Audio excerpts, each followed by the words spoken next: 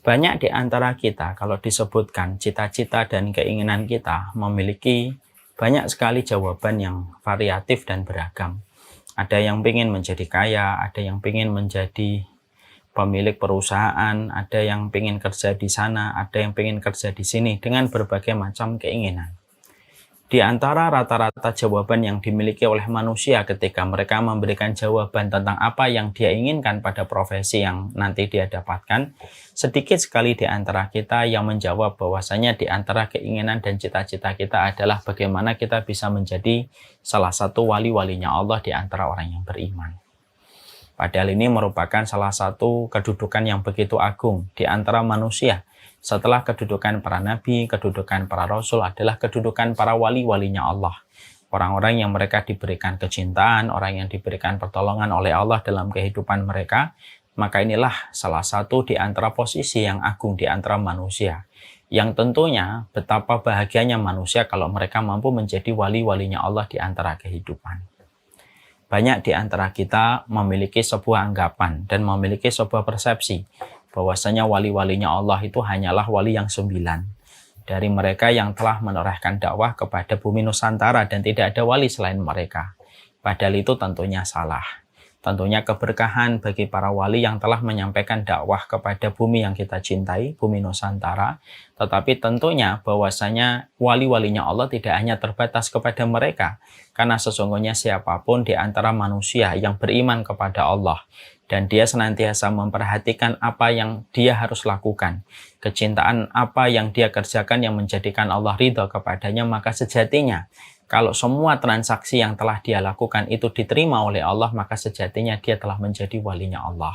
Allahu waliyul ladzina amanu. Allah itu penolong bagi orang-orang yang beriman.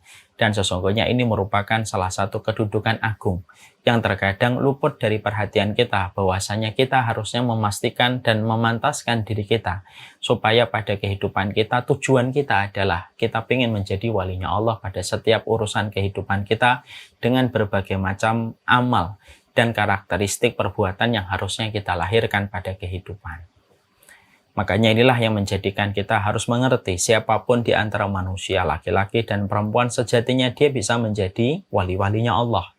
Makanya kita mendapati di dalam hadis qudsi, ketika Allah menyampaikan kepada kita di dalam salah satu hadis qudsi yang diriwayatkan dari jalurnya Imam Muslim. Ketika Allah berfirman, "Wa ma yazalu 'abdi yataqarrabu ilayya bisyai'in mimma aftaratu 'alaihi wa la yazalu 'abdi yataqarrabu ilayya bin nawafili hatta uhibbah. Fa in kuntu ahbabtuhu kuntu sam'ahu alladhi yasma'u bihi wa basarahu alladhi yubsiru bihi wa yadahu allati yabtishu biha wa rijlahu allati yamshi 'alaiha wa la in sa'alani la utiyannahu wa la in ista'adani la uidannahu." Makanya Allah di dalam salah satu hadis qudsi Allah menyampaikan, "Tidaklah aku mendapati seorang hambaku di antara hamba yang beriman, mereka konsisten melakukan perkara-perkara yang wajib. Lalu mereka konsisten untuk menambahkan dengan perkara yang sunnah hatta uhibbah, sampai Allah itu jatuh cinta kepadanya."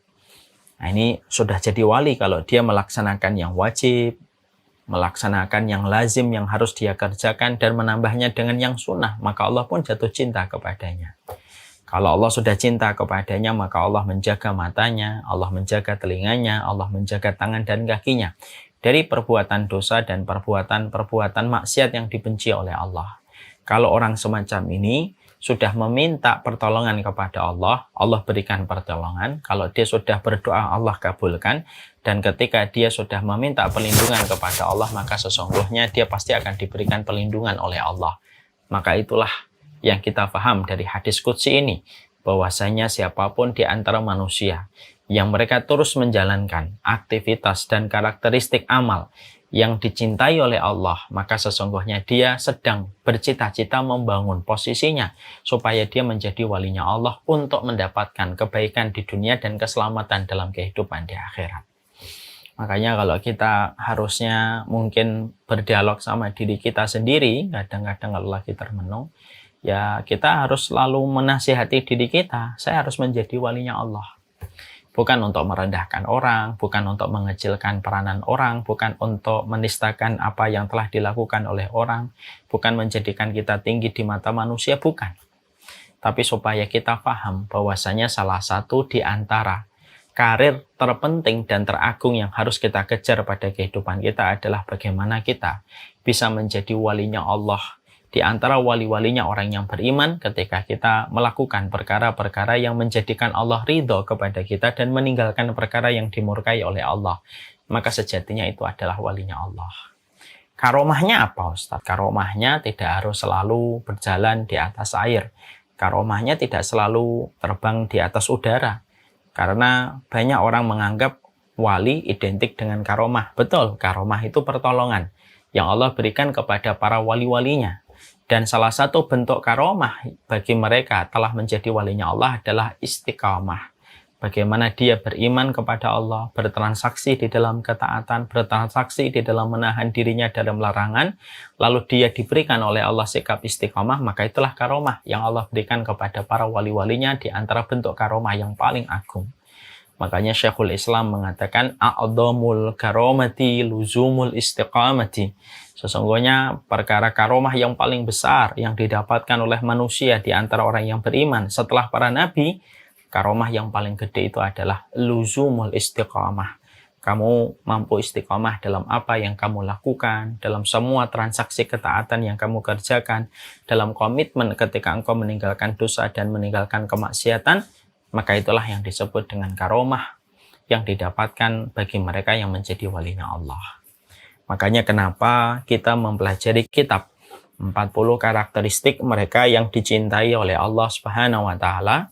Karena sesungguhnya buku ini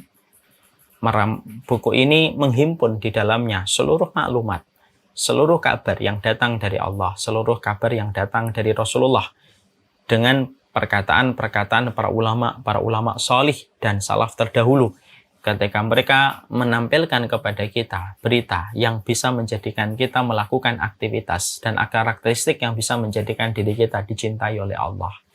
Maka inilah yang menjadikan kita membahas kitab ini bersama dengan Majelis Ta'lim Royan setiap bulannya, karena ini merupakan bagian dari ikhtiar yang sedang kita lakukan ketika kita dalam kehidupan ini ingin menjadi wali-walinya Allah di antara orang yang beriman, dan semoga Allah terima seluruh transaksi yang kita lakukan di dalam ketaatan kita, bukan hanya mengikuti sunnah, tetapi menjadi walinya Allah ketika kita mengamalkan yang wajib dan mengikuti sunnah dari yang datang dari Rasulullah SAW.